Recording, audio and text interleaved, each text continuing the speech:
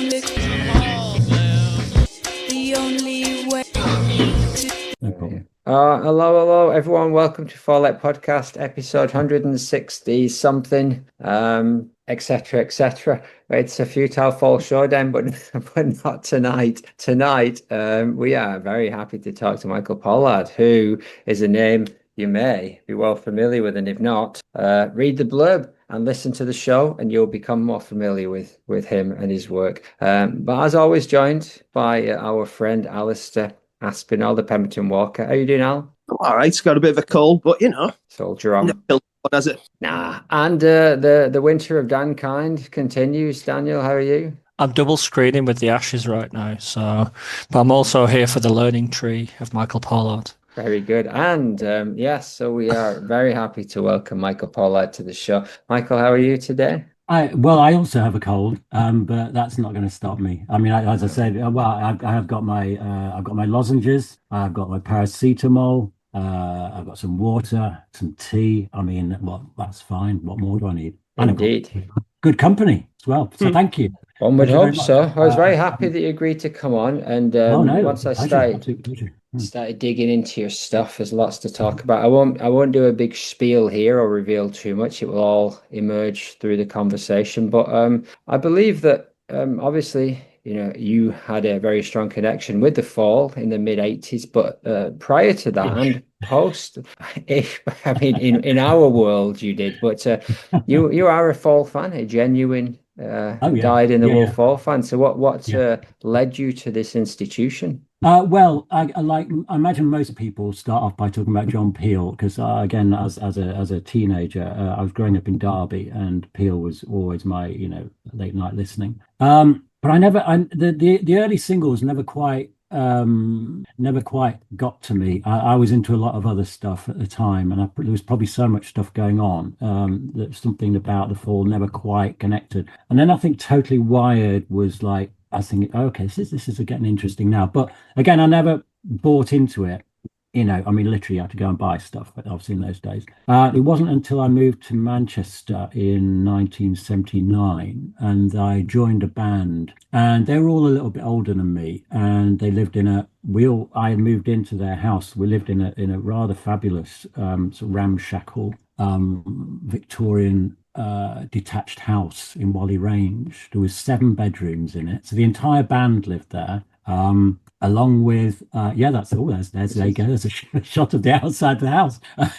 So it's an audio podcast, so the people can't see it, but us can't see it. No, but we can, which is good. 211 Withington Road in Whalley Range, which sadly is no longer there. They actually knocked it down while I was still in the house. They sent a bunch of thugs dangerous to start hammering the place to pieces. But so all the band lived there, and including we also had a German juggler who lived in the attic, and various other people who lived there. It was kind of very commune like, and we were all vegetarian and everything. But one of the things in the evenings, we'd all be in the lounge, and someone would always put records on, and one of the people who lived in the house, Nick, he would always put on Grotesque after the Gram in the evenings, and it was one of those things where I heard it so much, and I suddenly realized that it started to click, that there was a sort of connection with a lot of the things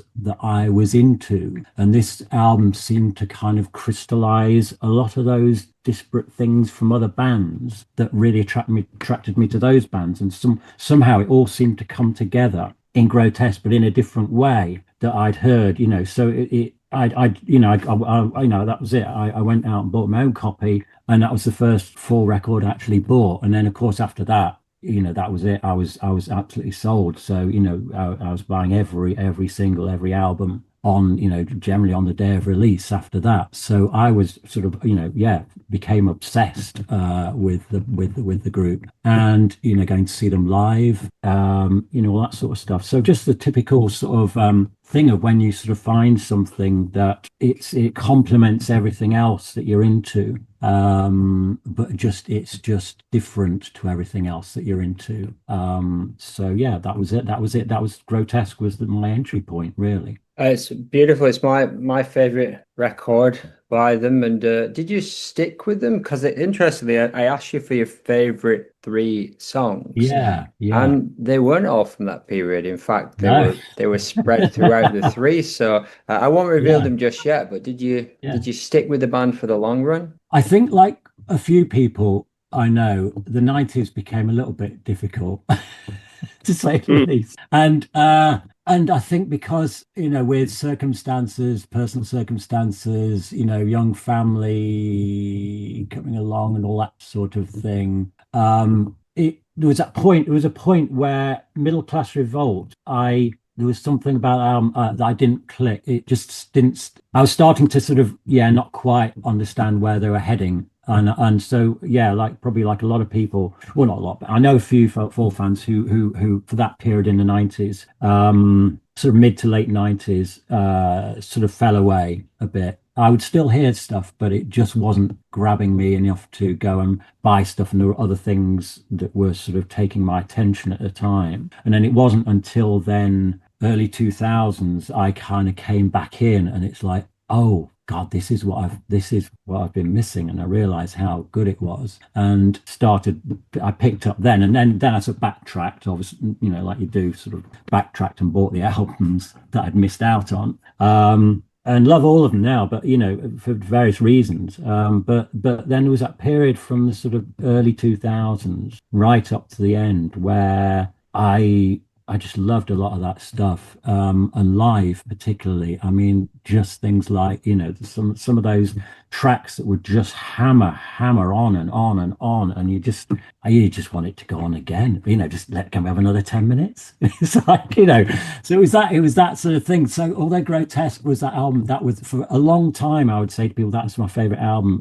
I can't honestly say it is. So if now I probably play the latter albums more than anything, to be honest. So that's the way it's kind of gone. I think, particularly once you got. I mean, I love the Dudes. I mean, that period with those guys was fabulous, and the two bass lineup was great, and then and Pete Greenway and all that whole period was just for me, particularly going to see them live. And I always find going to gigs difficult because I get very, very anxious and very nervous. But when I'm there and it's happening, and I'm always down the front of the stage, and it's just like absolute, it's just bliss, and I just, so I kind of got more of a connection, I think, in the end with that sort of latter sort of 20 kind of odd years, somehow. I think those albums are now starting to have been around long enough that, especially that 2010, 2015 period. And one of the songs that our Future Your Clutter showcase that you picked, is very indicative of that period. Just interesting. So I will reveal your three. It was OFYC Showcase, You Wanna, which I think is off Heads Roll, right? And then Slang King. What is it about those three? I mean, You Wanna, you talk about brutal and pommeling. That's one of those. Well, if we start with Slang King, so the thing with those albums, leading, every album I bought from Grotesque, they just kind of got better and better. I just kept thinking, this is getting better, and then when Wonderful and Frightening World came out, that whole album, I just thought, this is quite something else. I mean, it was a bit of a shock. I don't know. I mean, when I first heard John Leckie's production, I mean, I remember hearing Oh Brother and just thinking, Jesus, this isn't the Fall. This is kind of really odd, It's like everything is in tune. Everything's in time. It was a bit of a shock at first. Of course, listening to it now, you go, well, it just sounds quite normal, really. It's the Fall, isn't it? But at the time, I just remember thinking, this is quite odd. I've got to get my head around a new sound, and I just thought that.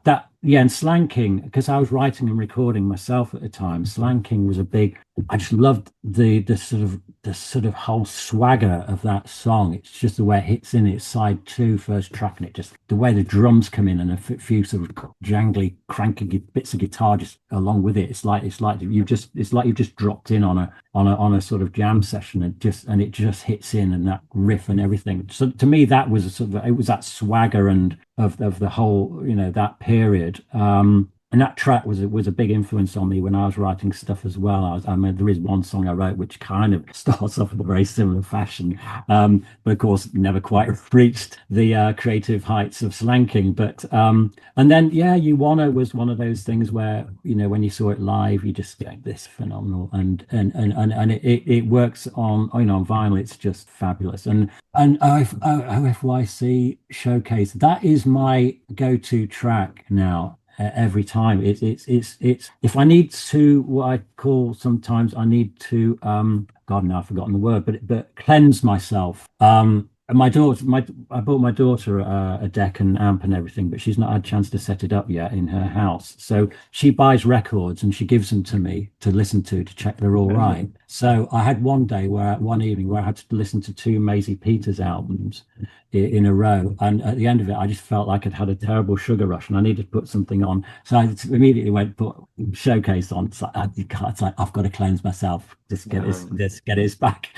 It's just one of those things where I have the speakers in the kitchen and I can get it nice and loud, and it's, I just like that track does it for me absolutely every time. I absolutely love it.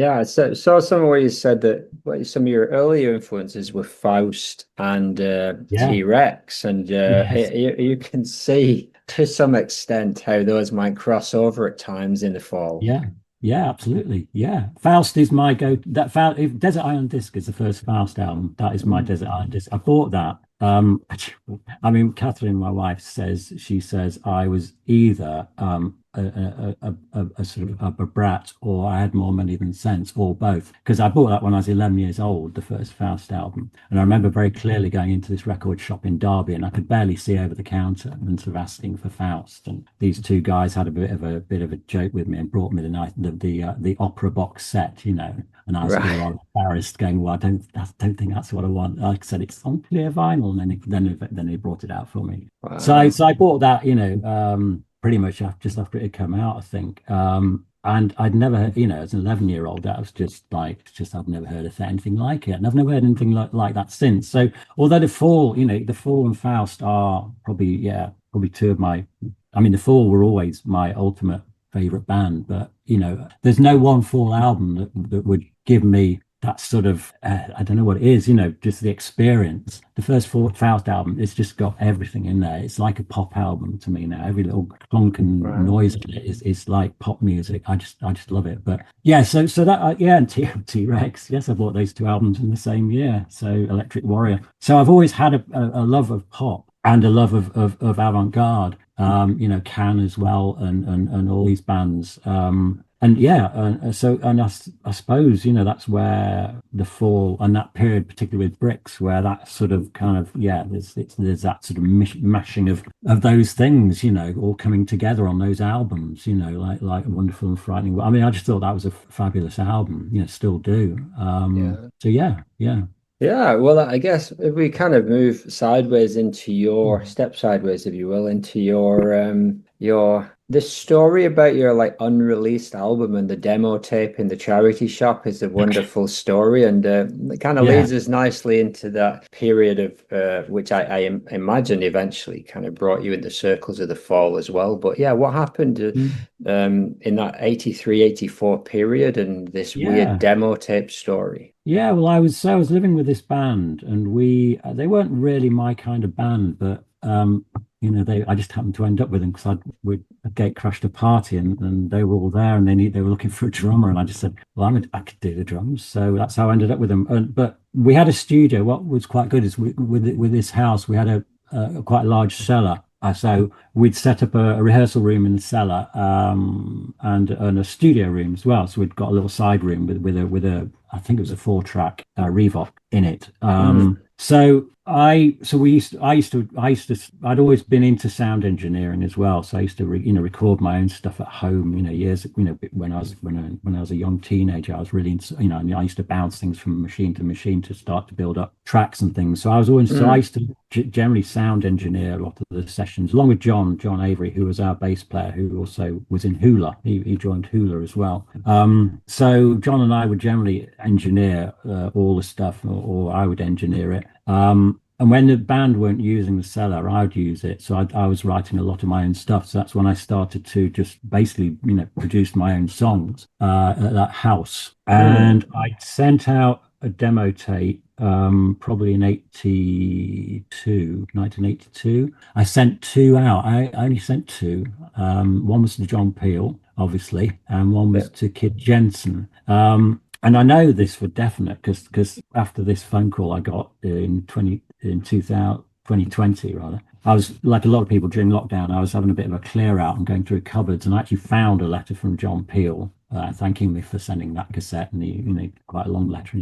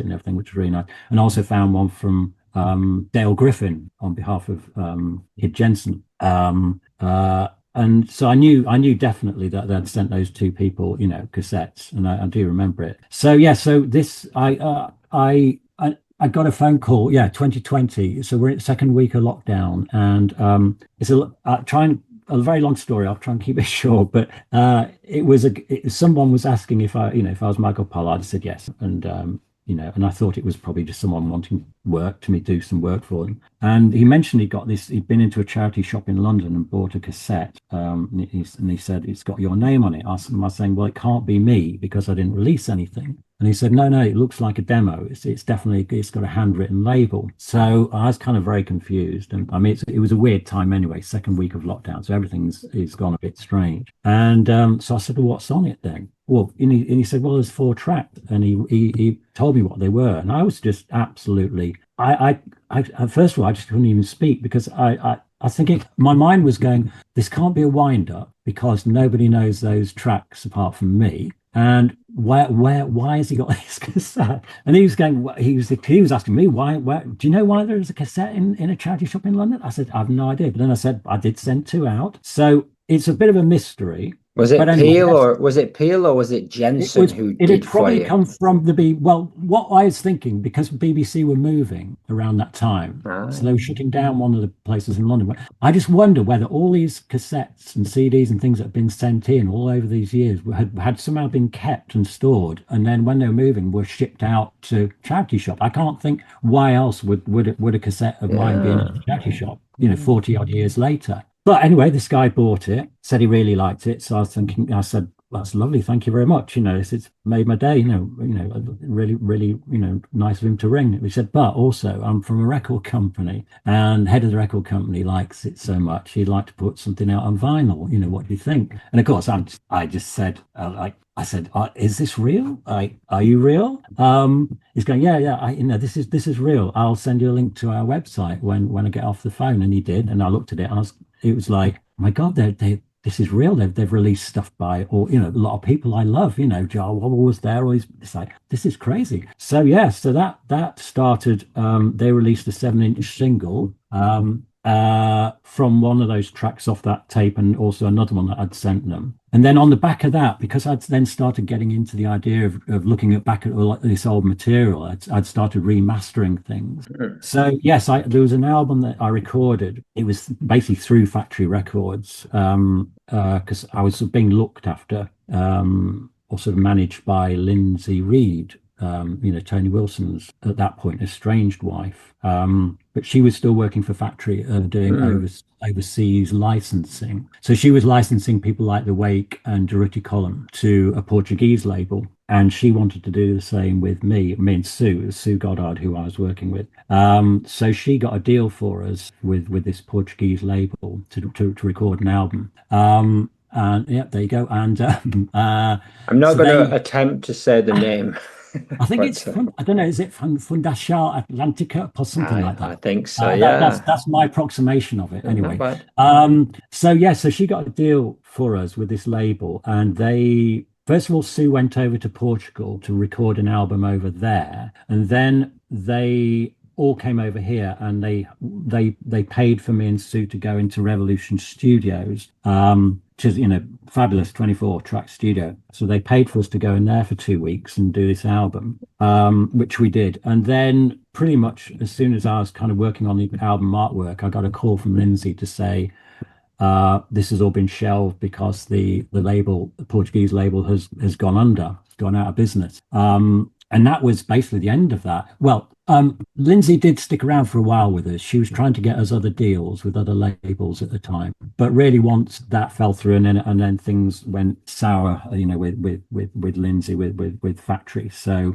that all sort of fell away and fell apart. So that album never came out. The masters, like a lot of the stuff at the time, disappeared. But I've always been a hoarder and a collector of audio and visual stuff. I've got stuff by lots of other bands that I've recorded, or just I've got stuff when I've been working with bands. They'll give me demos and things. So I've got all this stuff collected for years and years and years. And so before I left the studio, and I had a slight, like I do, sort of thinking, what if this all goes wrong? So I said to the engineer who said, could you just run me off a copy master? And it's like, just in case, but so he did. So I've had that all these years. So I was able to go back and remaster that and tweak it and do lots of things to it to make it sound more like I'd always wanted it to, because I was never happy with it. And in a way, I was kind of probably quite glad it never came out, to be honest, in its original form. So that was all that. So basically then, because I was then put in touch with German Shepherd Records in Manchester. And I contacted them, said, would they be interested in releasing a lot of archive stuff that I've got? And they said, yeah. So that's kind of how that all started. So they started releasing that. The Revolution album came out, and then I'd done 83, I did get a Peel session. So my second cassette Peel did work. So in 83, I did a Peel session under the name The Florist, which wasn't a band. It was basically me and Lawrence Diagram. Right.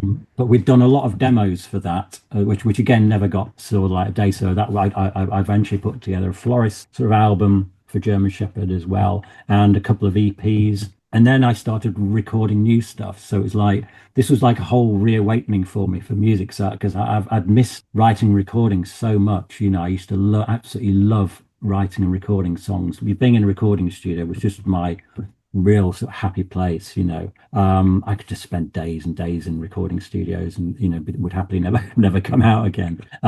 So we started recording new stuff. So it was the song that Catherine and I had written. So say Catherine, my wife, who was, you know, the singer with Dislocation Dance during their sort of heyday with Midnight Shift and things like that.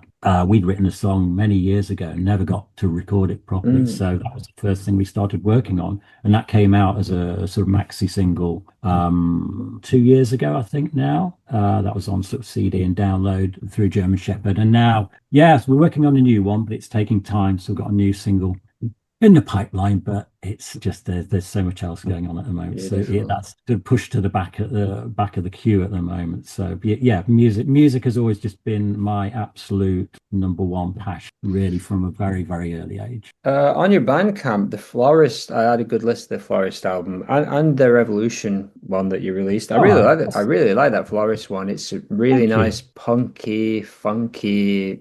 The track called "I Am Optimistic." I really enjoyed it. I didn't really like it, even though they were basically my songs. I mean, I worked with Lawrence, but a lot of those songs, some of those songs I'd written before I met up with Lawrence. So I'd written them when I was writing all those other songs. So we'd use some old songs, but I'm Optimistic was one we definitely wrote together. And we weren't very good at writing lyrics. So I used to find things and literally we'd just read them out. So the one of them, Top Models Know, is it's literally an advert from a magazine read out word for word from a magazine. And I'm Optimistic was actually from the Watchtower. It's got a very, very biblical, very sermon feel to it, and I kind of thought that it was either parodying that.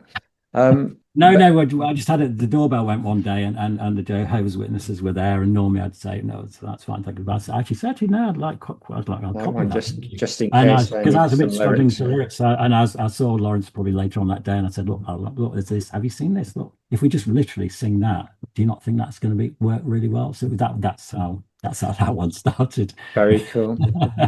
So I as much as I love the Fall, I also love that entire scene in the 80s, the factory side. And so a bunch of these really cool, weird names popped up while I was doing the research for this. And obviously I'll link the playlist, but let me throw a few of the names your way and maybe give us a minute or two on each one. I could listen to 2 hours, but I don't know whether the rest of these lightweight Fall fans could.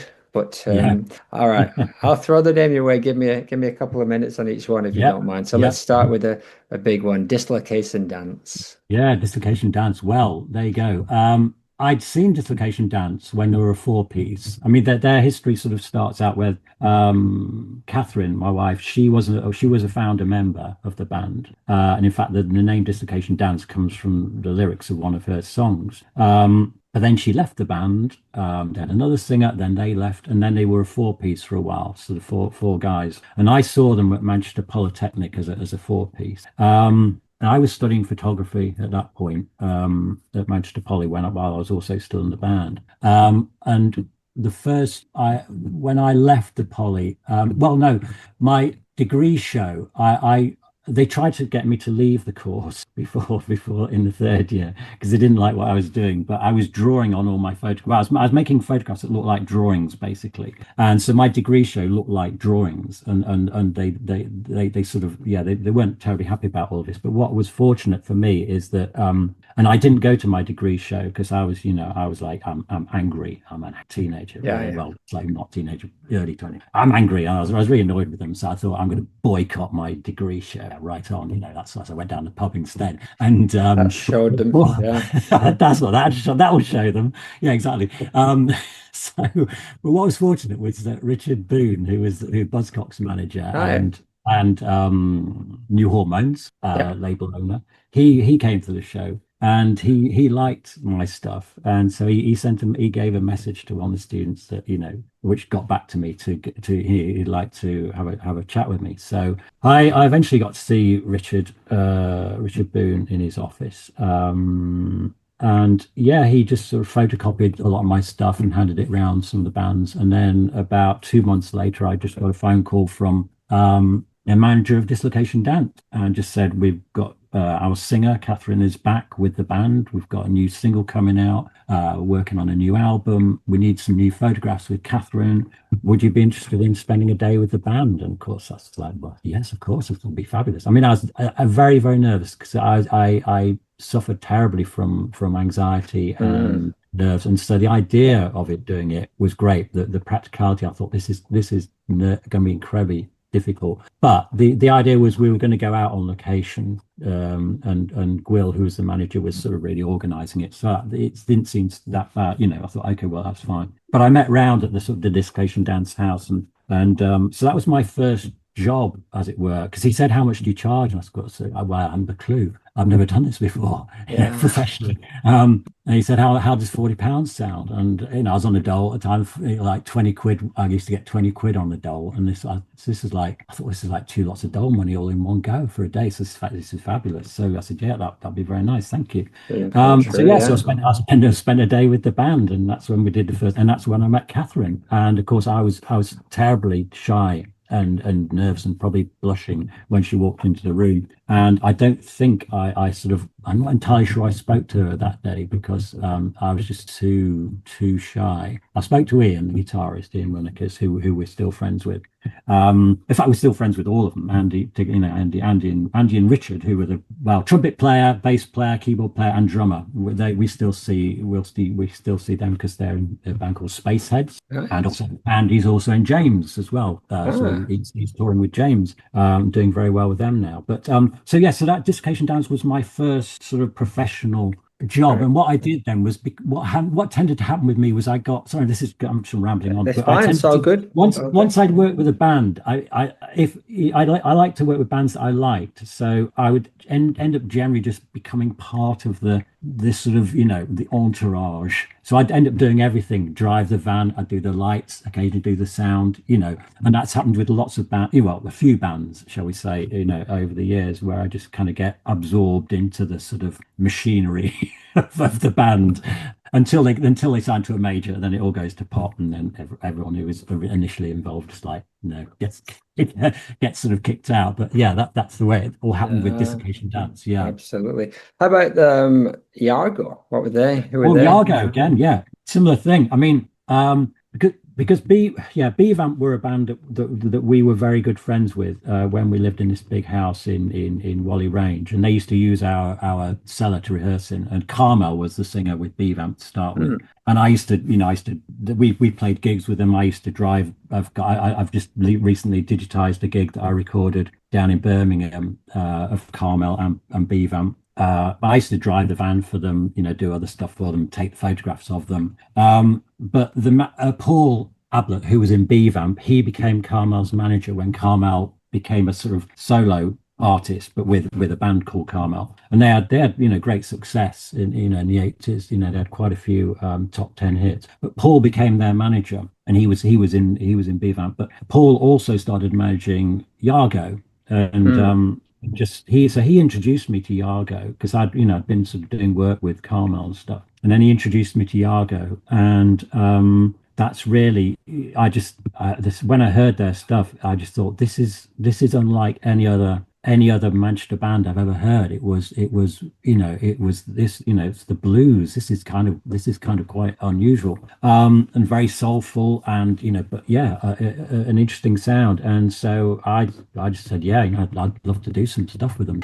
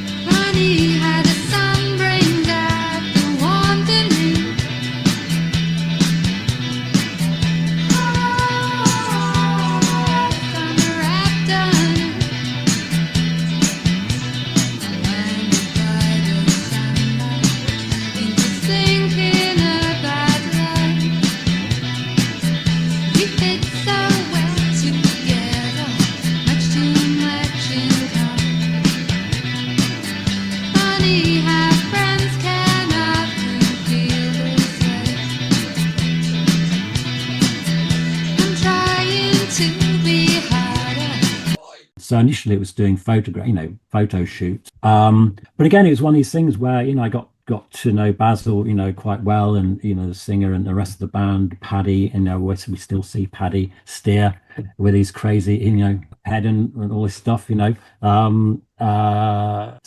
with Yargo, again, it was one of these things where I started doing photo shoots, but then I started designing their record sleeves. And I'm no training at all in any of this. It's like, as we'll just say, we've got a single coming out. Do you fancy sort of thinking, coming up with a design for it? And I'm going, yeah, okay, and I'll just do it. And and it was, the Letraset, in the days of Letraset and all this sort of stuff, and very DIY.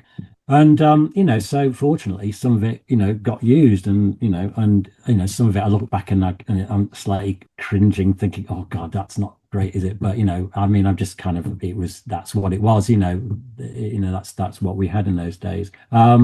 So it was just nice to get involved, and again, I used to record all the gigs. I've just done actually. There was one, and I used to video stuff. I've got some fabulous gigs of theirs videoed, and in fact, I was talking to my son about one of these last night, because I've got a very, very early gig of theirs at the Tropicana, because Catherine happened to be talking about the Leighton Buzzards and their single about plastic palm trees. And I said, well, yeah, I've got this fabulous video of Yargo at the Tropicana in Manchester, which again, it was palm trees and seats carved out of apparently rock. But that was before they'd got their proper image. So it was quite funny. They're still kind of like Paddy Steers still playing his bass up really high and doing all this sort of stuff. And he's just wearing a beanie. But then about a year later, they've got this, so they're getting their image together. And it was just a fabulous image that they eventually sort of put together. But I recently did a 2-camera edit of a Yargo gig, which I filmed in Liverpool in 1988, and I filmed it on two full-size cameras, these things on his shoulders, but never had the means to edit it, so I just filmed it like I did. This was the thing, I just collected stuff, so I filmed this gig,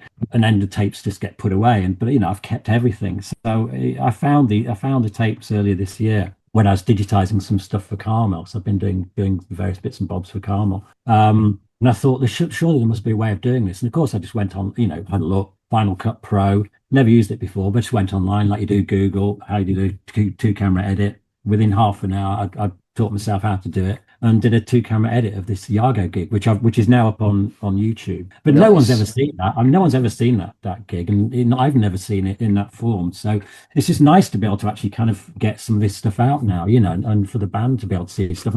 You get lovely comments, because someone commented, I was there in the front row, and I never thought I'd ever see this gig again. But it's, it's so people kind of bringing it all back to people who experienced that whole scene, that sort of, mid-80s and Manchester scene, which was quite something else. It's beautiful scene, and the music, I absolutely love it. It's just there's so much stuff that never got, above the surface, right? And, yeah. Paddy Steer, I was saying, I've got Yargo demos, that Basil would give me, because whenever they're doing demos and things, he'd give me tapes, and I've got these demos that, and some of these demos are better than, I think are better than some of the stuff that got recorded. I don't think they ever quite hit it in the studio, Yargo. There was a sort of bit of a sort of, they're great, the albums, but they never quite captured the sort of rawness of the live shows, or perhaps the more rawness of the demos that they did, But no, so this is it. I've got all this stuff, and very, it was just nice to be,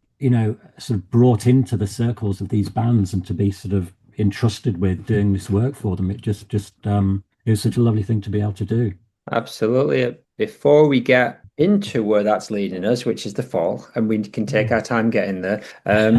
First of all, well, Paddy Steer, who was in Yargo, is a person I've seen live a bunch of times. Alistair, you've seen Paddy, right? And Dan, you both encountered the madness of Paddy. Several times. Brilliant. Loved him. Brilliant stuff. But there's two other things people I just want to ask about before we eventually get to the fall, to the main event. And the first one is Marcel King.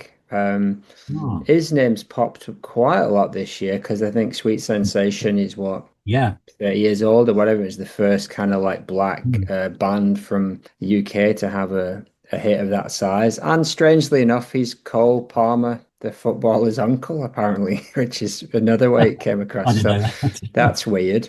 But yeah, what was your connections with Marcel? Yeah, well, it's funny again because I was contacted recently by Dave Haslam because he was doing a Substack thing That was it. on Yeah, it was Dave. yeah, Yeah. that's it. Yeah, and he'd seen my photographs, so I did a Zoom with Dave Haslam, and it's funny. It's that in fact that for some reason, as a consequence of that's how I ended up. He put me back in touch with Carmel, so that's sort of brought all that back around for me as well. But it's how did that happen? It's because obviously I was sort of like with working with Lindsay at factory, so I'd be in the factory offices and things like that, and I'd done the first shoot with the Fall, and it was then Rob Gretton who rang me up and mentioned Marcel King, and they needed some photos for him. But the thing was, I think what they wanted was not. I was telling Davis what they wanted was not what I gave them. I think they were expecting it to be done in a studio and stuff like this, and because they were saying, "Yeah, can we have some of him doing dance moves?" I'm thinking, really? Because it basically just came round to the house that I had a room in Chorlton, and I just had to kind of shoot him in the dining room, which well, not probably what they were really expecting. But again, that's what it was. I didn't have means to do anything. I was sort of working. I literally had a camera. That's it. I didn't have light. I didn't have anything. I was sort of really just winging it. As a photographer. I mean, I didn't think I was going to be a photographer. Even though I'd studied photography, I still thought music is where my future lies. But sort of it's kind of because everyone I know is a musician and they're in bands, so it's kind of I can work with these bands as a photographer as well and do all this and that. So it was kind of a nice bringing. But that's how Marcel King came, just purely through the fact that I was hanging around at the in the factory offices and doing that stuff. So yeah, so I did this shoot in my dining room. Don't think it was really what they wanted, but Rob Grant said, yeah, that's great, thank you, and that was it. And as I said to Dave hasn't. I said I'd been quite happy never to have seen those images ever again because it brings back. I start to sort of feel like I start to twitch a bit and like a slight embarrassment that you do something and you just don't think you've done really a very good job. But hey ho, that's the way it was. I wasn't like I wasn't heading out on a sort of in a professional manner. I was just doing things and in the best way I could, which perhaps wasn't always what necessarily is what people wanted. That's the only way I could do it. I've made a little dark room at home, had a camera, that was it. Kevin Cummins, somebody that you bumped into like when you was moving in the factory circles? Strangely not. It's kind of an odd one, isn't it? You'd think I would have done, but I mean, I'm sure we must have been at same events and things and gigs and things like that at the time, but I've never ever spoken to him at all. Very aware of his work, absolutely love his stuff. It's fabulous. But no, never, we never crossed paths. It's an odd one. I tended to, I was sort of friends with a lot of photographers in Manchester, but they were all photographers in different fields. So there was, photojournalists and art photographers and this, and we set up a thing called Red Eye in Manchester, and that was all that. So my sort of, I didn't tend to sort of, I don't think I ever really. The only one was Ian Tilton, who I did meet a couple of times and have spoken to on the phone a couple of times. So Ian's probably the only music photographer I think that I've sort of ever crossed paths with in my time. Yeah. Yeah, he's I mean, he's a big one, isn't he? I mean, he's Nirvana, Guns N' Roses, and yeah, absolutely. big time. Yeah. I think he took this picture of Ian Brown with the apple in his mouth, which is a cool one. Last one before we head down to press, which is Chris Seavey. You've got Frank on your wall there behind you. How do you fit into this? Well, again, through Dislocation Dance, they were playing at the International One in Manchester, which was a venue. I used to love International One. It's a nice one. Remember seeing the Fall there, of course, with the Seeds supporting, which of course had Simon Wollstonecraft. on Oh drums. yeah, the Weeds. The Weeds. Sorry, the Weeds. Sorry, not not Seeds, Seeds. yeah, Sorry, I'm back in 60s. I was like, Sorry. whoa, Sorry. that's quite a gig. The Weeds. Sorry, the Weeds. Yeah. Yes. So but yes. Support. I didn't know who the Support was, but because I was sort of with the band, sort of working that night with them, and I was probably doing lights. I imagine Lawrence Diagram tended to do the sound for them, and I would do the light generally. And then on walked this guy in his sort of slightly rumpled greyish suit and his mandolin, I think, on the note, and just sort of singing Anarchy in the UK, various other songs, and I just thought, this is brilliant. I mean, I think I've always had a kind of strange appreciation and love of the music hall comedians. I mean, Ken Dodd, I have to say, it was my ultimate comedian. Again, Catherine does not like Ken Dodd. Catherine does not like Frank Sidebottom or the Fall. So I have to be very, very sparing in my playing of all these and talking about all these things. Although Catherine, again, last night did again say reprimand me for managing again to shoehorn the Fall into a conversation that was absolutely not Fall related. But what we do. Yes, it's what we do. It is. I mean, I find it very easy, to be honest. But so that was it. And when I was back in the dressing room, and then Frank took his head off, and it's like, oh, that's right, it's Chris Seavey, yes. So that was. But yeah, I just fell in love with his approach. Again, it was the whole sort of the idea, the sort of the project, which again is a Fall thing. I think the Fall project, the whole thing is a thing to. The thing I love about it, but that was my entry into the world. Well, I mean, I knew of Chris Seavey obviously in the Freshies because you obviously did in Manchester, but that was my first experience of Frank Sidebottom. But yeah, it just I thought this is kind of my sort of humor, my take, that sort of thing I love. Yeah, slightly off-kilter thing. Yes, yeah, very much so. And the inevitable Frank cast is coming one day in the next decade or so. But yeah, just I love that idea that you were watching him and you're like, it's brilliant. And he takes that effort. It's you, Chris. How you doing? That's good. So let us divert into March the 16th, 1984, when you do take that first photo shoot of the Fall in Prestwich. How did you get the call? And I'm feeling nervous now just thinking about it. Well, again, it was they can't hurt you anymore. It's okay. I was in factory. I was having a meeting with Lindsay at the factory office. This is on Palatine Road, of course, the early days, and we were having a chat about something about presumably the album that I was working on demos. I was working on demos at the time for this album, and as I was leaving, there was various rooms. So you're walking down the sort of main hallway of what was the flat, and there's various rooms off it. And I just glanced into one of the rooms and saw someone that I sort of vaguely knew from Manchester Poly, he studied graphic design, and that was Tim. And I just went and had a chat with him, talking to him about stuff, asked him what he was doing, and he was working for Icon at the time, right.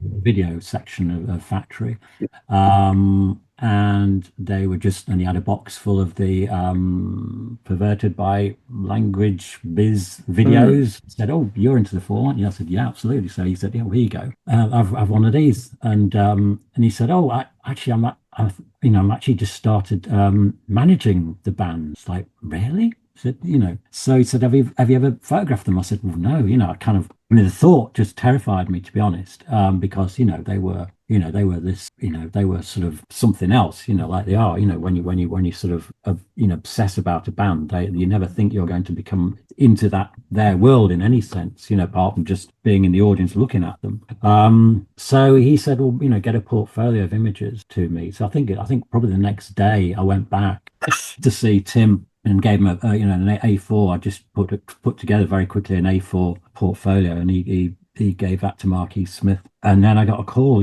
from Tim, probably only about 2 weeks later, saying, "Can you meet? We need to. Do you want to do a shoot? It'll be in Prestwich." And because this is when they just signed to Beggars Banquet, and they needed a shot. They needed a shot to put out to the press to announce the signing. And also, I don't think they'd had any shots with Bricks at that time, so she was fairly new to the band. So that was it. I got the call, and I met Tim at Factory, and then we got in a cab, headed off to Prestwich, and to meet at the Red Lion. And I was just desperately nervous. I was shaking a bit. I was just really couldn't quite believe what was happening. It was like almost out of body experience. I was there, and there was like Carl Burns and Craig Scanlon playing pool, and I just thought, this is so weird. And so Tim I think he bought me a couple of drinks to try and I think he saw how nervous I was, try and calm me down. Then he told me to get up and start taking some photos to, I think again, to try and just calm me down a bit, just get up and take some photos and playing pool. So, okay. And that's kind of, and then while I was doing that, the Hanleys came in. I don't really remember being introduced to them. And then last of all, Mark and Bricks turned up, and that's kind of how that all played out. And then Tim just said, right, I'll see you later, or I'll speak to you later, and left me with the band. And so Mark had got a first venue, the War Memorial. So he led the way with me and the rest of the band following us, and we just walked from the Red Lion to the War Memorial, and that's where we'd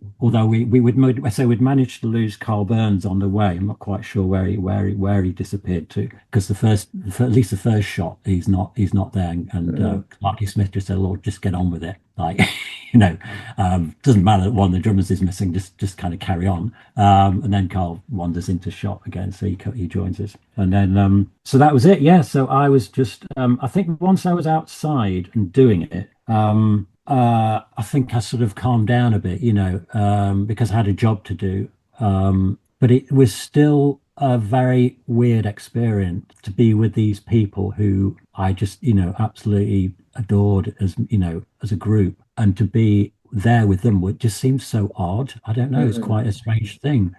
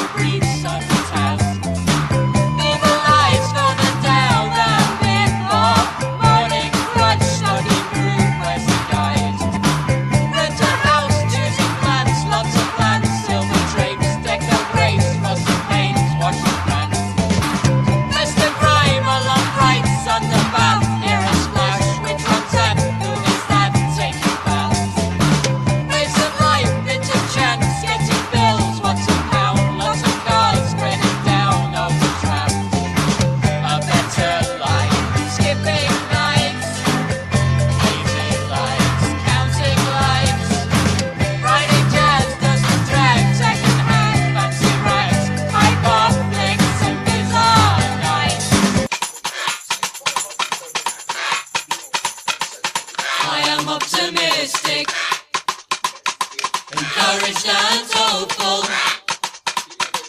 Husbands of your wives, be happy with your wife, and find the joy with the girl you marry. Why should you give your love to another? Why should you prefer the charms of another man's wife? I am optimistic, encouraged and hopeful. You are happy when you can share your position. One difficulty is that no one is perfect.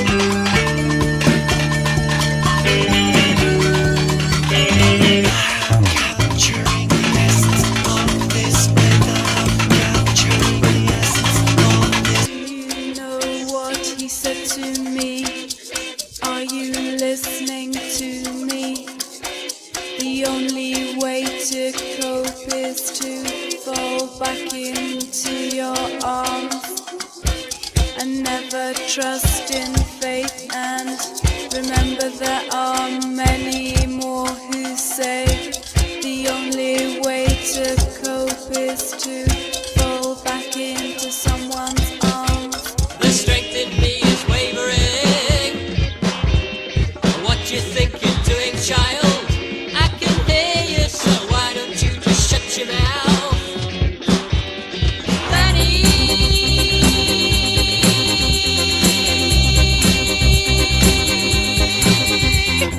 Lenny. All the words that you spoke to me seem to lose their meaning. The fragile gifts are all that's left for me to cherish now, but never trust in fate. But thankfully, it passed off without any any great incident. And Mark E. Smith was, he was lovely. The thing is, what people probably, I know I've seen a few comments over the years about photo shoots and like saying, was he drunk for this? Or did he hit all this and that? No, he takes it very seriously, and he took this shoot very seriously, making sure everything was right. So he was absolutely bang on it, and even having fun, I must say that's a shot of them all jumping up in the air, which I never thought I'd see the full, that was his idea. Let's all jump in the air. Michael's camera. It's like, really? You sure? Like the monkeys. Yeah, exactly. You should be doing this. I think they're all so cold at the time. It was absolutely perishingly cold. And we were probably out in that park. We wandered around I forget the name of the park. Is it St. Mary's Park or something? I think so, yeah. There we go. This is the one, right? Where they're all... Yeah, that's the one. Yeah. And we wandered around the park, and then it was literally just like, shall we stop here? Shall we stop here? I'd see a bunch of little trees. I'd go, well, can we just arrange everybody? Can everyone stand by a tree? Sort of thing, or there'd be a bench. Should we just everyone sit on the bench? So there was no real plan. Well, there was no plan at all, apart from, I think, the original venue with the with the cross, which that was obviously the shot. That was the one that got sent out to all the press. So that was the next week. That was in every Enemy, Sounds, Melody Maker. That was the shot that was in all of the papers the next week. So that was a nice, for me, it's like, wow, this is something else, isn't it? But I assumed that then that would be it, so I which I'd have been happy with, just to have done that. I'd have gone, well, it's pretty cool, isn't it? Did you get the impression at some point that they were trying to kind of create some band vibe or mood? Because in any of these pictures, none of them have the same expression or any sort of it's like you'll see one picture where Carl's scowling and the next one he's laughing, and then it's like there was no sense of trying to create a particular vibe or mood. I don't think so. I think it was so cold, everyone was just trying desperately to keep as warm as they could. I think because you can see everyone's got bundled up with scarves and big jackets and things, and it was no. And the trouble was, I was so inexperienced that I and also in awe of the fact that they were there. I couldn't, it was difficult for me to choreograph anything, because some of them I did. There's somewhere, okay, can you all stand there, and but of course what I should have done, on a lot of them, is I should have got Mark E. Smith up front, but I didn't. I just kind of let them stand where they were. I didn't so they just kind of they sort of set themselves out in various places, and rather than say, right, we need Mark up front, because he's a singer, which would have been probably the obvious thing to do. I didn't do that because I think I was just too nervous and too shy to sort of intervene in what they were just generally doing. So I was just kind of there capturing what was going on, in a sense. So there was no real, sort of organization in that sense of the shoot. It was just literally wandering around a park and occasionally stopping, and then me just pointing a camera at them and, trying to get the best I could do out of it. That was it.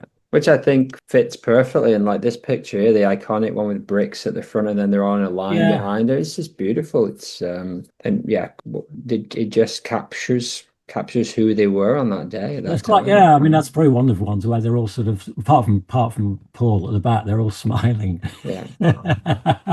I say Paul was probably too far away. He didn't hear the joke, but whatever it was, I don't know who got them laughing, but it definitely wasn't me. But someone said something. But it's just what it was. You know, that's it. You know, I kind of just had to capture what I could and hope that, you know, that I just got something out of it. You know, that's it. Really. Well, I mean, it's iconic. As to this day, these are the pictures you see when people talk about the fall. And there's some examples here. They're all up on your site, right? And this is an example here, I guess, if you combine in the drawing with the photograph. Yes, which that which ended up on Oh Brother, which without me knowing, because I just sent a sort of rough, half-finished version to Marquis Smith, just saying, you know, I don't know if you've seen this, but sort of thing, but this is kind of one thing I do is like drawing. But I just sent him, I said, if you like the idea, let me know and I can do a proper version for you. And of course, he never got back. And then the next thing I know is when I go down to, you know, Virgin or wherever it was, or HMV or Piccadilly,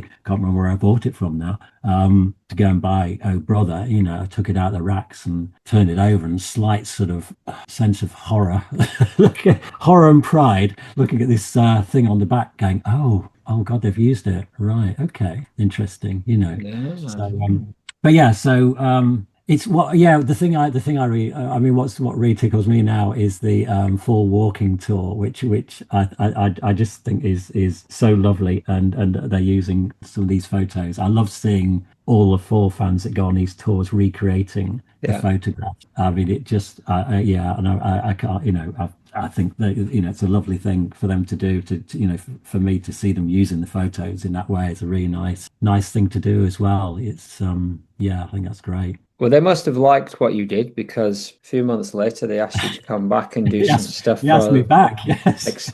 Call for Escape Route EP, right? With September '84, yeah. Actually, that was a call. I think Marquis Smith actually rang me up, I think, for that one, because I don't know whether Tim was still on the scene. I know. But yeah, I was asked to go around to their house, you know, the new house that they just bought. So you did see their new house? I did see it. They did have the Mercedes in the drive, and and it was being painted dark blue. The whole house was being painted dark blue. The walls, the radiators. In fact, you can see it on the front cover of there's a 12-inch shingle where Mark's his typewriter, and that's obviously taken in one of the rooms there, because you can see the sort of blue wall and everything behind it. But it was all being painted, and so his fingerprints were on the paintwork, and in the shot of him putting his cigarette out the window or flicking his ash, you know, there is a pot of paint still, you know, behind him, because the decorators were, you know, gradually working their way around the house to paint it all blue. That was, again, it was a weird one, because initially Bricks wanted to go outside, and I had this idea of doing some shots down the side of the house, but I had this kind of fear of photographing in public places, and even though it was someone's drive, I still didn't want to do it. As you know, this was just one of the issues of me trying to be a photographer or even a musician was trying to deal with the anxiety that I felt putting myself in those positions. So to be at their house, you know, was again, it was one of these things where it's almost like someone else is there, not me. You know. I mean, once I got there, you know, his mum was there and sort of, you know, asked me, and then we went to the kitchen. Oh yeah, there you go. Couldn't get ahead. Yeah. Yes. Our friend on the internet, who shall remain nameless, told us that they came from couldn't get ahead rolling down England. Yeah. Well, I assume that looks like the dining room there, because they've got the window. I think that's the dining room where I took some of. Well, that's where we did most of it. We started off in the front room, because again, there's lots of shots. There's a shot of you know, when he was in the sort of their 80s pomp with Marcia as well, and they're dressed up like, you know, kind of, you know, rock stars, and the three of them are sort of around the fireplace. There's that shot as well, and that's in the front room, around the fireplace in the room. but yeah, there's quite a few shots of them taken in that house at various times. But yeah, it was just yeah, I was initially working with just bricks in the front room. Yeah, the one, yeah, because Oh that yeah, was yeah. fabulous. They'd still got the carpet, the old carpet, which I kind of loved. I Yeah, just thought that weirdly though, I think the back cover is just a photo of bricks, right? it is, yeah. That was Yeah. taken in that front room. So there was I got her sitting down at a table, and she was just leaning onto the table, that was considered, I think, to be sort of more grungy looking. I think they wanted Mm. something that was a bit grungier because there was a shot of her with the glasses on, with the Ray-Bans, which is a bit glam. I mean, that was literally just taken in the dining. We were sitting on the windowsill, just chatting. And she put, and the sun was shining. She put her Ray-Bans on, and I just sort of took a couple of shots. Mm. But yeah, the one of her, yeah, she's got a hand on her chin. That's in the front room. That's where that ended up on the back of the sleeve. This is such a strange choice to just put. Well, I mean, it's not strange in many ways. It's going to attract a lot of attention, but it's an unusual choice to put just a picture of the guitarist on the. Well, they had the photo for the front. They really like that photo. Oh, and she's not in it, right? I guess. No, she's Yeah. not in it. Yeah, they really like that, the one on the front. And I've forgotten, But it's Lars, isn't it? Isn't it Lars? Because I've got he published a book, didn't he? did he do the both of these? Did he do the inside one with the big Yeah. banner and There you stuff? go. There you go. Yeah, that's the book, isn't it? The Fall and My Camera. Yeah, Lars Schwander. Okay. That's one of his, as far as I remember. Yes, it is. That's one of his photos. Yes, this is the sort of shoot from that. Oh yeah. So that's Lars Schwander. So they obviously really like that, but yeah, they needed a shot of bricks to to complete the band, and that's why they ended up on the back. So yeah, it was odd because it obviously sort of puts quite a bit of focus on her in that sense. So but that's how that came about. And then yeah, while I was shooting bricks, then Mark came down and just said, can you take a few of us two together? I said, all right, yeah, fine, So he was kind of doing all, let's stand back to back, let's do this and that. And then I think he's trying to wind me up, because he goes, like, shall I flick my cigarette ash out the window? And he goes, and of course I'm just going, yeah, that's fine, yeah. So because I'm not going to say, well, I think that's a terrible idea, but anyway, so and then he just goes, how about if I do it with the other hand? So it's swaps hands, and I'm just thinking, he's trying to wind me up, isn't he? He's taking the piss a bit. He's trying to see how far he can push me here. And of course I'm just going, yeah, that's fine, yeah, whatever you want. But I kind of like those shots. And the one, then he just sat down on the windowsill, and he's got a cigarette in his hand, so you can see a bit of smoke sort of just wafting up. And I just literally just took 2 shots of him on the windowsill with a cat out in the garden. And that's again one of those shots where I just look at it now and think, well, that's okay. I'm glad I was there, because it captured something there about him in that face. It's a very kind of ambiguous look, which is very cool. Yeah, because I only had one lens. I think I had a camera and one lens. No, I did have a wide angle lens, but that's just taken with a sort of standard lens. So I'm very close, physically very close to him. Which nowadays I probably wouldn't. I'd probably use, maybe, if I was going to do that again, I might use a longer lens and and this and that, and he'd probably take about 50 shots, But literally, it's just like, I'm bang in there, try and get it in focus, take a couple of shots and that's it, Were you developing these yourself? Oh yeah. In I lived in Paul, who was the bass player of Dislocation Dance, he had a house in Chorlton, and there was 5 of us living in there, so we all sharing costs and everything, and I was paying rent. And we had, again, a nice big cellar, so I had a huge sort of dark room down in the cellar of that house. So I was just processing everything myself, printing up everything myself. So all the prints that went out to the press, they were just done in my in that cellar. All very very sort of old school DIY, really, I suppose. Yeah. Good stuff. And so then the thing that I guess is the first time I guess your name came on my radar was the This Nation's Saving Grace cover, which is I guess a collaboration of kinds. How did the cover come about, and what's the deal with the creation? Well, I know you was, talked to I know just before I know you talked to Steve Tetley, who does Church of the Fall, and so I had a good listen to you describing it on there, and I really liked how you talked about it. So if you haven't listened, go listen to that as well. It's my fault, of course, that Steve is into the Fall. You know that, don't you? He's mentioned your name many times, that he was at your exhibition. I saw him recently. He was in a play recently, and his wife was there, and I did apologize to her because I said, I realized what I was putting her through, because I was actually taking some photos of Steve, and he was round here in this room. And I used to, where that picture of Frank is, I used to have a picture of bricks up there that had been in an exhibition. And when it came back, I didn't know what to do with it. So I just banged a couple of nails and had it up there. So he was asking me who that was. And I was going, oh, it's, Brick Smith from The Fall. And he said, and he'd never listened to The Fall at that point. And then about a week later, he emailed me and saying, oh, yeah, I went out and bought the P.O.D.C.A.S.T. I thought, blimey, he's like, he's got in a bit hard there, exactly. And he just became more and more obsessed. And he's written the show that he took up to Edinburgh Fringe. Church of the Fall, right? The Church of the Fall, which because my son and daughter go to the Fringe every year to watch stuff. So I said, when he was on, I said, look, here's some spending money, but you got to go and see Steve's show, which they did. That was the first show they went to see on the night they arrived. But they were very amused by the fact that Steve puts a photograph of me up during his show, and I refers to me as Archangel Michael, who brought the and so they were very amused by all of that. So ruined his life. I've ruined his wife's life. But so how did this again? Iconic cover come about? So this was 85. So this was early in 85.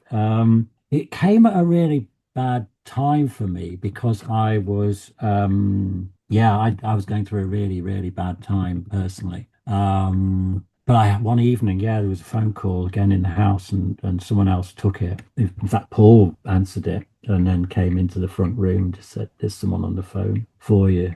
He said, I think it's Mark E. Smith. Of course, you're thinking, well, probably isn't. Anyway, I went and grabbed the phone, and of course it was. And he told me that they'd got enough money for a gatefold sleeve, and he liked the idea of the drawing that I'd done on Oh Brother photo, and asked if I could do an image of Manchester city centre. He said, but he wanted it to look like you're approaching the city at night on a train, but he wanted it done in a drawn style. And then he said, but you don't need to worry about the sky, because I've got Klaus doing the sky. Of course, what he didn't tell either of us, what either of us didn't know, is what either of us were doing in terms of stylistically. So as Klaus has commented, that he said it was like trying to draw with one hand without the other hand working. So they don't match at all stylistically. And of course, had we done that, had we been doing that sort of thing nowadays, you'd be whacking off, sort of drawings to each other, sort of sending off, this is what I'm doing, and then trying to make it sort of blend a bit more, perhaps. But no, there was none of that. So I had no idea what he was doing. He had no idea what I was doing. We just knew that either, we were each doing a bit of it. And then we were to send our bits to, Beggar's Banquet art department, and then they would put it all together. So that's how it came about. But it came, unfortunately, it came at a bad time for me. And I was having a lot of mental health issues, and it meant that I kind of put it all to one side for a while. I couldn't deal with it. And it was several months before I eventually thought, I need to kind of get on with this and do something. And I got a friend to drive me into Manchester, and we sort of drove around, eventually found this spot, and I took a few shots, and just thought, that's it. that's the shot to use. So then I started working on that, but I couldn't get the right paper. There's all these problems. I was having all these problems, and it was just all compounded by the fact that I just couldn't function terribly well, generally anyway, in the world at the time. I was finding it very hard to do anything. So everything was just kind of compounding for it all to be a bit of a disaster. And eventually I got a call from Marky Smith again. It's like the call I didn't want to get, it's like, where's the artwork?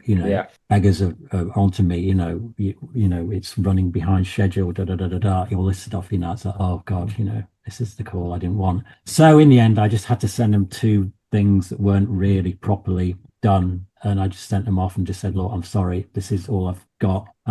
You're gonna have to join it in the middle somewhere, which was fortunately down the spine. So if you look on the spine of the record, you'll see a join in the photograph that I did. And that was it. So yeah, it wasn't what it should have been. But it is what it is, and this has been this was sort of the way of my so-called professional life at the time, is that a lot of things, quite a few things I did, it's like it was what it was, and when the album came out, I had an odd relationship with it, really, because there was a slight sort of embarrassment about the cover and not really wanting to look at it. And also I played the album through once and I just thought, I don't know whether I even like the album. It's kind of a weird one. I was in such a bad place. So I kind of sort of wanted to put it away somewhere where I didn't have to see it again, for quite a while. And of course, then it's only been, years later, then you look back on things and you just go, I say to people, well, that's kind of quite cool, isn't it? That I got like just to do that, to be like a footnote in your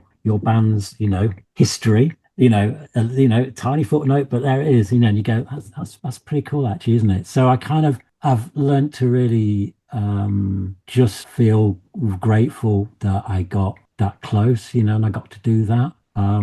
Because they just meant so much to me over the years, and that's the thing, Yeah, I mean, it's an iconic cover. This and Hex are the 2 covers that define, I would say, the Falls catalog to the majority of people out there. It's absolutely. You definitely to Manchester at the time as well, because it's completely different now, isn't it? And it's sort of like like. It's a proper throwback. It triggers memories. Yeah, well, I did do an updated version. Exactly scaled it exactly. Yeah, I think it's here. I got it on your Instagram here. I mean, it'll look different again now, but But where was it? Where was the? I know everyone will know this, but I've forgotten where it is. I forget the name of the road. It's off Cheetham Hill Road. So so when I took the updated one, I was doing a job up at the Manchester Jewish Museum. And I was thinking, on my way back, I was thinking, oh, God, it's round here, isn't it? So I was just driving around all the little side streets and then found it again. And I had to sort of be up on my tiptoes a bit just to look over this brick wall, and then that's it. I mean, are you on a roof or something? Are you on? No, it's just because with Cheetham Hill, there's quite a steep incline up Cheetham Hill, but then you go off to this, and of course you can't see anything. But then you go off one of the little side roads, and actually a bit further down that road, there's actually some nice views to the left. So all the first photos I took were all to the left of all these tower blocks and things to the left, but it wasn't really, it's not really giving, coming in on a train vibe. So I thought when you look over there, you can see the railway arches and things. So it's kind of linked in a little bit more, with obviously what Marky Smith wanted to do. He had, that was his his vision of what he wanted, so he knew very much what he wanted it to do. He was just trying to get that into a form where it worked. So he wanted this idea of coming into Manchester on the train, and to what extent do you know about this kind of chariot, this kind of mythical element? And we've speculated on the obviously that you've got the mundane and the mystical and England's future and England's past and all of those things. How do you interpret the image? Gosh, I don't know. I honestly don't know, because I've never really thought about it that much. I think because I didn't want to think about it for so long. I've just kind of I mean, maybe I should. Maybe I should get it out and look at it and actually try and work out what the hell was going on Well, I in there. guess you didn't have the insight, right? You were just asked to provide the image of the city on the Yeah, train, and it yeah, was that's Smith it. who clearly had Yeah, the overall vision. yeah. I mean, he Yeah. obviously gave the instruction to Klaus The Clausen. If do I ever as managed this. to reel Clausen, I've not managed to grab him yet, but that'll be the No, other side of no, this discussion. I kind of think he doesn't. You know, we're friends on Facebook and stuff, and we sort Yeah, of yeah. like each other's things. But I kind of get the impression he's not particularly keen on talking about a lot of this stuff. I don't know. I get it. It makes sense. It's Yeah, you know. yeah, yeah. But yeah, so I mean, fantastic, and it's always interesting to see those, like you described, the struggle and the story behind it. And it's from us from the outside, we see this beautiful iconic image, and it's like, yeah, from the inside, we talk about the album Levitate and stuff by the Fall, which was obviously an absolute shit show, but came out with this really interesting album. But it's like, to hear that struggle as well on this behind this, but. It's beautiful, and very, very glad you managed to get that, capture that image and that mood. I think it's perfect. I don't know how well it actually, like you said, you didn't know if you'd like the record, but I don't necessarily know how much it fits with the mood of This Nation's Saving Grace, but it's a great image. I think quite often the covers sort of begin to seep into the music. When you listen to the music, they start to sort of bind together somehow. So Yeah. I mean, I love the album now. I say I avoided it, for so many years, and then oh gosh, probably when they re-released it some years and years ago, I decided to dig it out again and give it a spin. And yeah, I just sort of I'd realized there's so much stuff on it that I really love.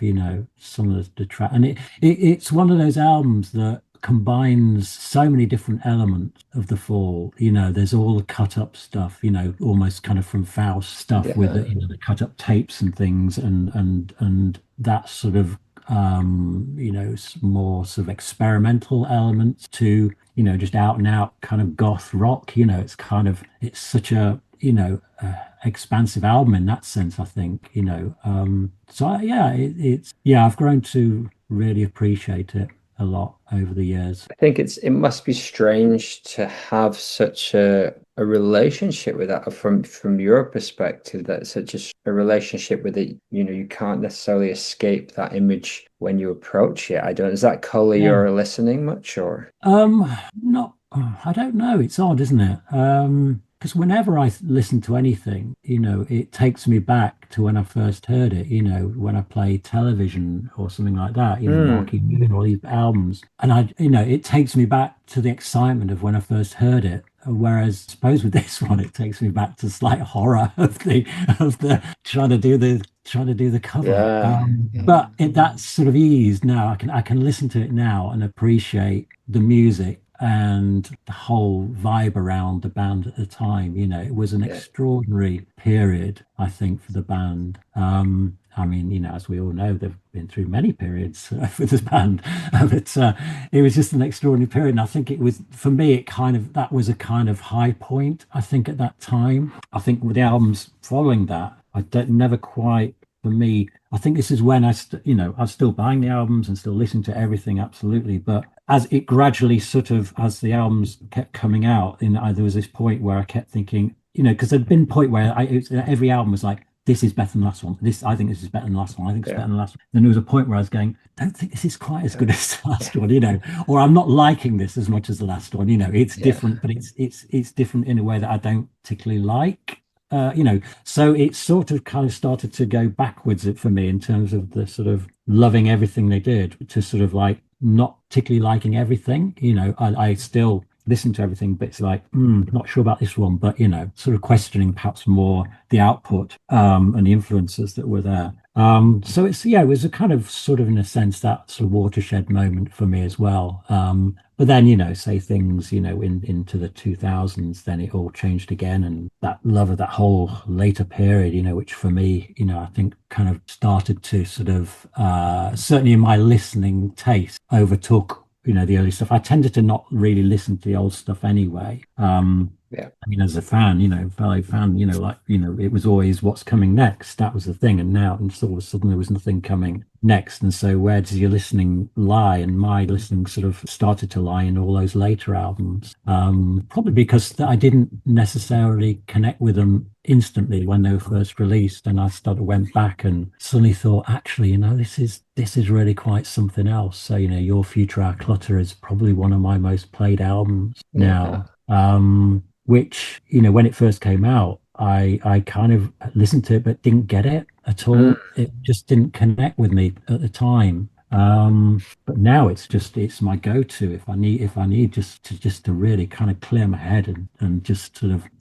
cleanse myself of things. It's like, let's whack that on and get the volume up. It really does it. Yeah, absolutely. I mean, I think if you look even just relatively objectively at the albums following This Nation's Saving Grace, we had Ben Sinister, but then there's that period that I mean we love, and there's bits, but seminal, Curious Orange, Friends Experiment, things like that. It's like that for a lot of people that wasn't a high point, and then they went into the 90s stuff, which again turned off a lot. So it was a tough time for a lot of folks. Before my time, I'm a little younger, but I kind of wasn't on board at that point. But yeah, well, I know there's some later pictures where you've got some beautiful images. I believe you took these of Smith around 2010. Is that right? Yeah, or is this? yeah, So yeah. maybe we can wrap up our little discussion with, how else did you run into the Fall over the years? And what are you up to these days? Right. Well, I mean, I never ran into, I mean, I only ever saw, well, I actually did run into Marky Smith once when I was organizing a talk by photographer Lise Luxembourg in Manchester. And as I was setting things up for her, she said, I've invited a friend of mine. I hope you don't mind to the talk. So that's fine. I'll put him, I'll just put his name down on the guest list. Said, who is it? And he said, it's Marky Smith. I said, okay, right. And so, he turned up at the talk that I was sort of hosting. But we had a little chat afterwards, which was really nice. He said, when I mentioned the cover, he just said, well, that was a good one, wasn't it? Well, I'm thinking, I don't know whether he means that, but I'll take that. That's okay. But then it was really just seeing them live. I got back into seeing them live again. I remember seeing them at, what was really cool was on my birthday in 2004, they happened to be headlining a festival in Stockport, which is where I live. So I thought, what a wonderful coming together of things. And Catherine, of course, my wife, who would normally never want to go and see it, she did see the Fall before I did, Hazen Twad, and she saw them at Band on the Wall very early on and bought one of the singles because obviously Peel had recommended it and realized what a mistake it was buying it. She got home. So she because it was my birthday and because it was the Fall, it was a festival and they had kids stuff to do. It's like, okay, we'll go down. She said, yeah, we'll go down, take the kids down. They've got bouncy castles, all this sort of stuff. So we spent a day there, and then so that was my sort of reintroduction back to live Fall. I'd not seen them live for a long time. And it was just phenomenal. That was a good band. Well, that 2004, so that's Heads Roll-ish, or Spencer Birchwhistle on drums, maybe. And what was funny is Marky Smith, because normally when he goes off stage, he pulls the band off with him, but he went off stage at the end and they stayed on. This is kind of odd. I think he got on a taxi and he was already off on his way. So they decided to do what turned out, I didn't know at the time, but it was Blindness. Right. I think that was the first time I'd ever heard it. And so they did this instrumental version of Blindness. Which I thought you're chancing your arm there a bit, because if he finds out about this, you just carried on without him. But yeah, just oh no, I've forgotten the name of the bass player. Steve Crawford. Steve Crawford, yeah. So Steve Crawford was sort of mouthing the lyric or blind into the microphone as they were playing it. But that was my reintroduction, and I just thought this is phenomenal, So I started going to see them whenever I could. I always said, gigs for me are difficult just in terms of the anxiety levels I experience going to concerts. And I'd always take my camera with me, and I just generally always get down the front of the stage. So Picturedrome, yeah, the Picturedrome was one of my favorite venues. I loved it there. So just always be down the front with sort of elbows on the stage, trying to keep upright sometimes when the moshing got a bit lively, which it occasionally did. But you used to get the most fun, I used to have the most fun at the front there with the characters that you got. You just got some extraordinary, and everyone was having such a good time, people trying to climb onto the stage. There was one woman trying to climb on the stage to touch Tim Presley's legs. I thought, this is just madness, This is like Rollermania all over again. Sorry, before your time, of course. There, I get the reference, though, don't I? But it was just so. I always did find full gigs really funny, and I remember seeing they did that 3 nights at the Band on the Wall, very early on, and I just remember standing watching them and just smiling. They used to make me smile so much, Yeah, and I kept thinking, doesn't anyone else get the sort of humor here? It was quite odd, because obviously the band themselves and quite a lot of the audience seemed quite sort of stern and severe, but I used to make me smile so much, they did right until last time I saw them. It's just like, there was something about the live performances, particularly the later ones. It was like pantomime. There was so much going on, and there was so much that could happen, and you didn't know what was going to happen. Yeah. Or even if it was going to happen, because nowadays gigs, when I went to see House of All, like, was it last week or something, it's like they've got stage times. We're on at 8:45. I was thinking, blimey, it's like, that's early, isn't it? Be standing around at 10 o'clock some nights thinking, are they, with the Fall, are they going to come, are they going to come on tonight? I was kind of used to that. So going to gigs now, it's like it's all happens so early. But it was the unpredictability of the live shows that I loved. What sort of mood was he going to be in? What's he going to do? How the band going to react? Yeah. It was watching them all, particularly before he's come on. Before he came on. I loved that bit where they're all on and they're playing the intro song, and you're thinking this is going on a long time, and you can see the glances flashing between band members, obviously all thinking the same thing, like how long do we play this song for before he comes on? And it's just all that stuff, the knob twiddling, everything that was going on, literally unplugging Pete Greenaway at one gig. And Pete Greenaway, just carrying on as if, playing everything, as far as I could tell, no effect, you can't hear it. He's got probably 4 fake amps in the back so that it's, can't switch him off. Yeah, right. I loved it. Everything about those gigs, the chaos.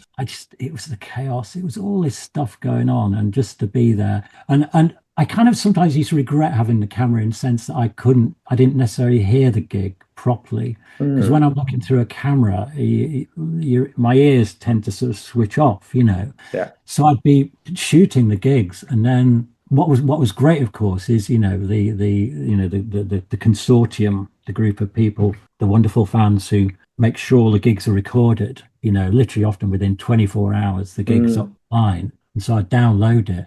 And I'd be listening to it and going, oh my God, they played that. Oh God, they played that. Oh God, that was a good gig, wasn't it? So I kind of appreciate the gigs afterwards, the actual audio, because I just want to kind of get some shots. I knew if I didn't have my camera with me, I'd be thinking all the time, like, oh, look at that. Wish I had my camera.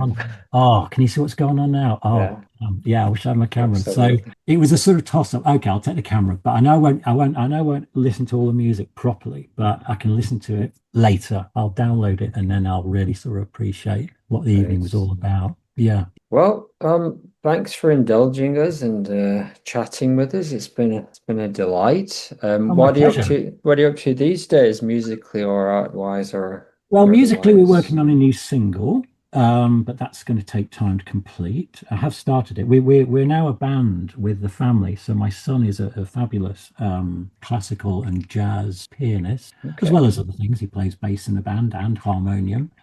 He's also just bought a taisha goto, which is a rather interesting Japanese stringed instrument with typewriter keys on it. A very interesting Wow. thing. So, Yeah. I've might be seen them, introducing might be introducing that into some new recordings. And then my daughter is also a fabulous string player, so she multi-tracked strings on our last single and did backing vocals. So Beautiful. yeah, so we're just working on a new single, but it's going to take time. Hmm. And yeah, I need to kind of get on with that. But yeah, photographically, strangely, these last few weeks have been the busiest of the whole year. I work generally now with art galleries and artists photographing artwork. So I've just recently been up to the Hepworth in Wakefield. I was at Nottingham Contemporary last week. I was at the Whitworth Art Gallery last week. Manchester Art Gallery the week before. Lowry before that. So it's all that kind of stuff. And then a lot of independent artists. So I go around a lot of the artist studios, when they need stuff shooting, photographing, because obviously they, if they're, we've just had the Manchester Contemporary here, which is a huge art fair that they hold in what was the old GMEX building. And so I had to do some work with artists to prepare images, for the catalogues and things for that as well. So that is just it's again, I can't quite believe that I get to do this. It's because galleries, to me, art galleries are a sort of quiet, calm, safe space. It's where I feel very, I walk through the doors of a gallery and suddenly I feel quite at peace and calm, and to be able to work in the galleries and work with the people there is just wonderful. Working with other creatives, not having to do a 9 to 5. It's not always easy, because you only have a career if someone sends you a message, or in the old days would phone you up. So being self-employed it's not always been easy. We've had some tough years, but I wouldn't change it for anything. Just to be around and work with creatives is an absolute joy. Beautiful. What a nice way to end the interview, also bringing it back to full circle. And appreciate your time and thanks for your work. Pleasure. Thank you. I appreciate you asking me on anyway. That's very nice. Right. Thank you. Alistair will be back next week for a kind of Christmas special thing. Oh dear. You're up for it. And Michael, take care and hope to run into you again sometime. Thank you, Brendan. Thank you for coming on, Michael. It's been very entertaining. Thank you, Alistair, and to you, Dan, as well. Take care, and I'll catch you soon. Bye-bye. Bye-bye now.